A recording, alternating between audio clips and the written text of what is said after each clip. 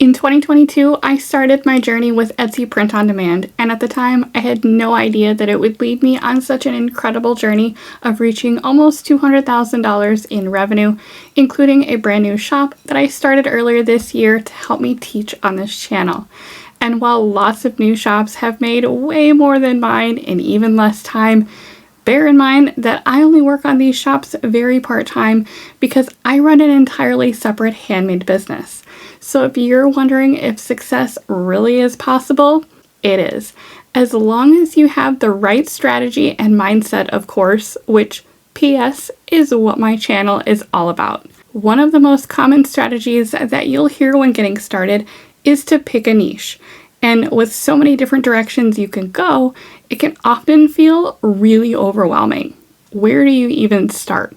So for today's video, I want to share with you the 5 types of niches that I would dive into if I was building a newer shop going into 2024, and the listing approach that I would take in order to scale it quickly, along with some duds that I simply would not waste my time on, some of which could even get your shop shut down. In case we haven't met yet, my name is Mandy, and as the owner of multiple 6-figure businesses, including Etsy print on demand shops, my goal is to provide you with strategies to simplify the journey and scale your business faster so that you can stop the overwhelm, start making progress, and thrive with your print on demand business. By definition, a niche is a specialized segment of the market for a particular kind of product or service. It allows you to focus on a specific group of customers with particular interests, needs, and preferences. This targeted approach makes it easier to design products and marketing strategies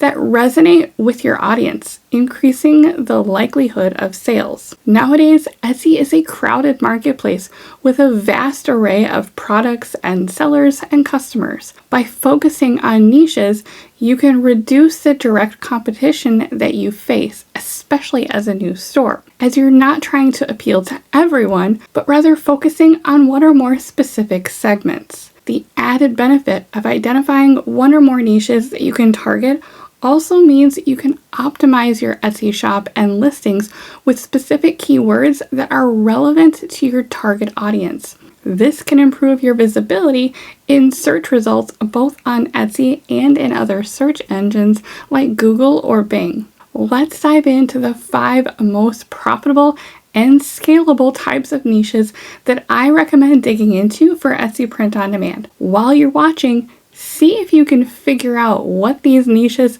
all have in common, and then make sure you stay for all of the video because I'll also be sharing how to scale niches effectively, along with a list of niches that I would not be using in my shop. First on my list is hobbies. Pastimes like knitting or hiking or fishing. Books. The bookish world is huge and can be diversified with the different genres like dark romance or fantasy or banned books. Gaming, sports of every kind, especially if you cross-niche them with moms, dads, grandmas, aunties. Think about coaches. Trendy newer sports like pickleball or disc golf. Think about ways that you can cross-niche these with other related interests like coffee or specific locations.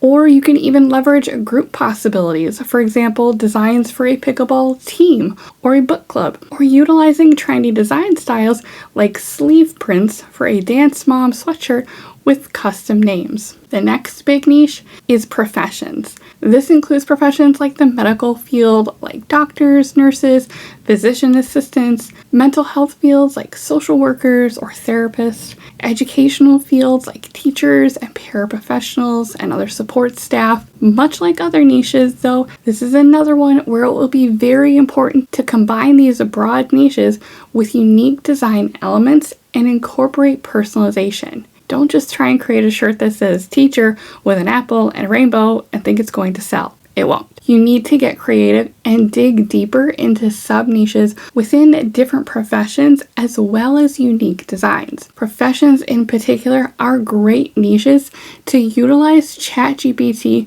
and prompt it for funny phrases that resonate specifically with someone in a particular field. If you haven't seen my ChatGPT design hack video, which even has a download where you can grab the prompts that I use, I've linked that for you in the description. Next up, pet owners. Etsy customers love proudly displaying their pet ownership, whether it's on shirts or totes or mugs or blankets, whether it's dogs, cats, chickens, horses. And just like other niches, this is a prime opportunity for personalization so that you can have a listing that is even more special to your customer. Make sure you're getting specific as well so that you are speaking to very targeted customers. So for dogs and cats, create sub-niches for different breeds. For chickens and horses, perhaps you cross-niche this with moms or homesteading or hobby farming.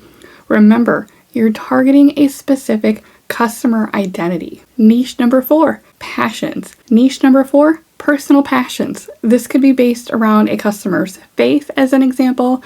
Faith-based designs continue to do extremely well, and this can be combined in so many ways with things like homeschooling or moms or coffee lovers to create fun and unique designs. Social causes and advocacy is another big one in this group, mental health awareness, and even wellness, which could easily branch out into yoga or specific fitness themes or meditation. Passion niches like this are typically things that are going to be able to create deeper emotional connections with customers. It's things that they feel strongly about. So when done well, you can really find some loyal buyers. And finally, life milestones. Now with this one, you might be thinking, what does that even mean? Think about it though. This could include bachelorettes, engagements, weddings, and honeymoons, which, by the way, are great for destination-specific designs. Pregnancy announcements, these even tie in really well with holiday themes. Baby and kids milestones, anniversaries. These are huge opportunities to leverage personalization, his and her couples shirts, as well as the ability to cross-niche with a variety of different themes or aesthetics to further differentiate from what's on the market. Not only can you scale a shop in a lot of different directions with this over time, but as you build a shop around these concepts, you can continue to serve customers for years and throughout a variety of special moments in their life. So did you figure out what all of these niche types have in common? They have the ability to identify with a specific customer identity and create an emotional connection. And that is the key in creating products that buyers want, will purchase in a large marketplace like Etsy, and will keep similar customers coming back for more. It makes your products irresistible because it speaks to them on a different level, especially if you can combine that with strong designs that meet the demand in the marketplace. Now you may be thinking, what if I want to design for something broader like nature lovers or people who are into mystical themes? To which I say, great, but connect them to a more specific identity. Nature lovers and what? Connect it with perhaps different destinations or hobbies that are specific to nature lovers, maybe camping or foraging, or what other specific interests do people who like mystical themes like? Maybe they're into crystals or tarot cards or dark romance books. Think about who your customer is, not necessarily what you would like unless you happen to be part of your own niche. The benefit of the types of niches on my list is that they are also scalable, which means you can continue to branch out in your shop with a strategy that not only supports growth, but also elements of cohesion. So how then do you scale a shop like this? Here's an example.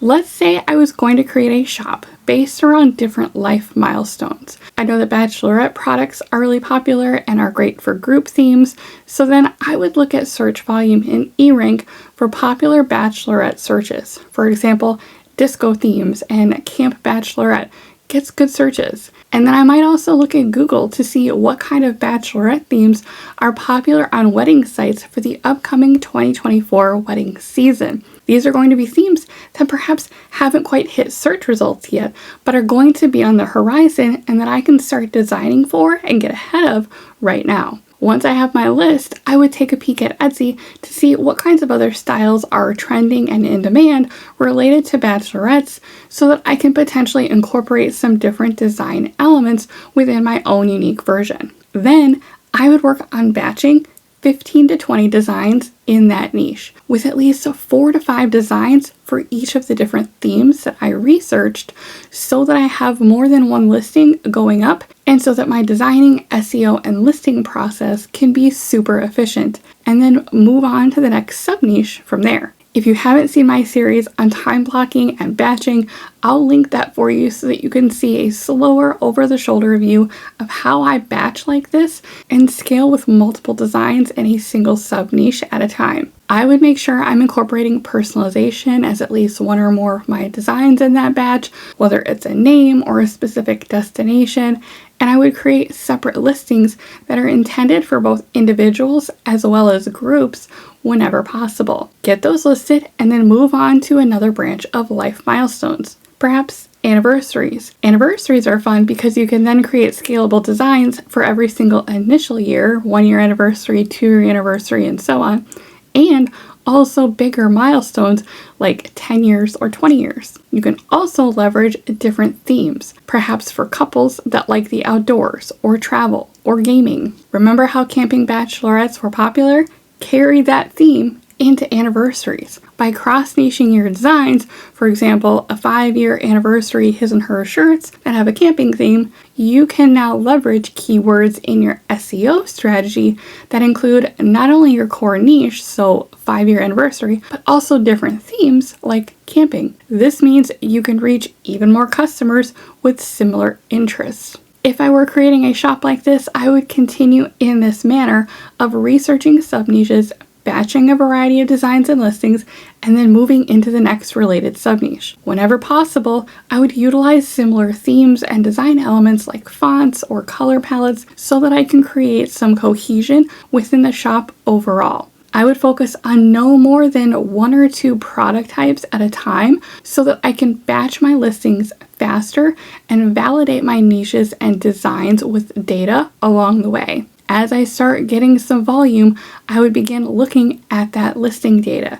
If you've watched my videos, you know that I'm a big believer in volume, but not just volume for the sake of volume, but volume because of math and data. You need to have a strategy to go along with your volume. When you batch listings with multiple going up at the same time in niches, you're basically infiltrating these niches with new listings all at once. And the law of probability means that you're going to start getting data on which listings start getting more traction than others. This then helps guide you as you create more listings. If you see certain niches and design styles doing well, you can scale with more like them. And if you see listings not getting any traction at all over time, you'll know that you should probably go in a different direction. On the flip side, if you're only creating 1 or 2 listings before moving on to the next niche, it's going to be harder and probably take a bit longer to actually get any data to understand if it's going to perform well for you or not. And before you know it, you have 100 different listings in 100 different niches with no real sense of direction. As designs start selling, you can also start scaling your products. If you have something selling well on a sweatshirt, make a t-shirt version, or vice versa. Think about complementary products that are going to make sense for your customers. For example, I mentioned earlier a his and her 5-year anniversary couple shirt with a camping theme. And let's say we customized it with a couple's honeymoon destination, and that listing started selling really well. My next thought would be to do a his and her mug listing with the same design, but as a new listing. I can then leverage similar keywords in the title and tags from the first listing, and I would then also backlink the listings in the descriptions of both so that customers looking at it will see that there's a matching version. Over time with this strategy, you can have an expansive shop serving a variety of customers across a variety of sub-niches that are different yet cohesive as it relates to different customer identities. And this layer of cohesion in similarity will also help Etsy over time understand your shop and help get your listings in front of the right buyers. Now, on the flip side of all of this, there are some different niche strategies that I do not recommend and would not do going into 2024, especially if I were building a new shop. Number 1, a holiday-only strategy. Some sellers will simply keep chasing after the next holiday throughout the year. Look at the top trendy designs out on Etsy for that holiday and try to recreate general holiday versions in their own shop. To be clear, there's nothing wrong with designing for holidays, but the better and more successful strategy is to connect these designs for holidays to a niche or sub-niche that you are already developing in your shop so that you can appeal to customers that are already related to your shop. This reinforces your existing strategy and ensures that you have a much better chance of getting your listing seen instead of getting buried behind thousands of other non-specific holiday listings. This also helps to reduce the ebb and flow that happens when you're designing for holidays after that holiday has come and gone. Similarly is aesthetic-only niche approaches. And by this, I mean trying to create general designs based around trendy aesthetics like retro or vintage or cottagecore.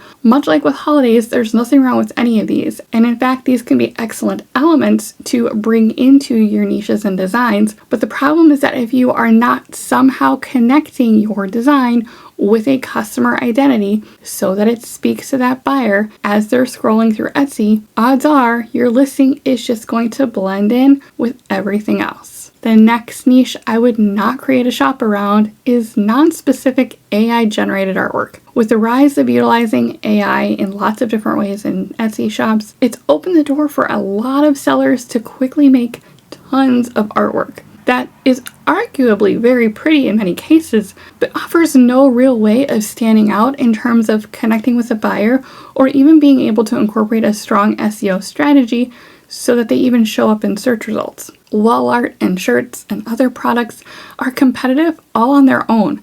So without any way of differentiating yourself, it will be an uphill battle and one that will likely end in a lot of frustration. And of course, I couldn't do a niche video without bringing up the favorite topic that we all love to hate: Disney and other niches that infringe on the trademarks and copyrights of others. The allure of a fast sale is enticing to many new sellers, but the reality is that it's just not worth the risk of getting shut down, or even worse, sued.